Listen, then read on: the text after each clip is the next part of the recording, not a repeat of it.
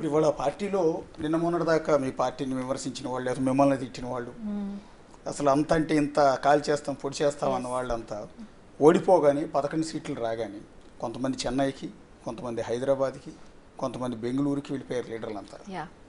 ఎలా చూస్తారు దాన్ని? మీరు వెళ్ళి రిజల్ట్స్ వచ్చిన రోజు చూస్తే అందరు ఎక్కడని చూడండి, సజ్జల రామకృష్ణారెడ్డి అస్సలు కనిపించలేదు.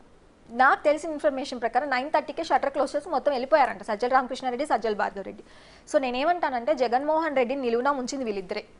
వాళ్ళు ఆయనకి పనికి మాలిన సలహాలు ఇచ్చి ఆయన కూడా అలా చేశారు. వీళ్ళు చెప్పిందంతా వినడం, ఆయన డెసిషన్ ప్రాసెస్ సరిగ్గా లేకపోవడం, ఆయన పిచ్చి మందులు వాడటం, సైకియాట్రిక్ ప్రాబ్లమ్స్ సఫర్ అవ్వడం, వీళ్ళు ఎలా ఆడిస్తారో తోలుబొమ్మలాగా ఆడటం, ఆయన కొన్ని రాంగ్ డెసిషన్స్ తీసుకోవడం. సో ఇలా అయిపోయింది. ఎలక్షన్స్ రిజల్ట్స్ రోజు వీళ్ళ ఫ్యూచర్ అర్థమైపోయింది. వీళ్ళు ఏంటంటే చాలా తప్పులు చేశారండి, చాలా స్కామ్స్ చేశారు. ఇప్పుడు స్కిల్ డెవలప్మెంట్ ఇష్యూ తీసుకొస్తాను నేను. అసలు స్కిల్ డెవలప్మెంట్ అనేది ఎంత అద్భుతమైన థింగ్ అంటే, ఒక మనిషికి డబ్బులు ఇస్తే సరిపోయేది కాదు, వాళ్ళకి ఒక స్కిల్ నేర్పిస్తే ప్రపంచంలో ఎక్కడికైనా వాళ్ళు బ్రతుకుతారని ఒక మంచి గొప్ప ఆలోచనతో చంద్రబాబు నాయుడు గారు ఎంతో ఇది చేసి దాన్ని ఇంట్రడ్యూస్ చేస్తే, దానిలో కూడా అసలు ఏమీ లేని దాని కేసుని ఇరికించి అసలు ఏదేదో తీసుకొని వచ్చి ఒక స్టోరీ సృష్టించి అరెస్ట్ చేశారు.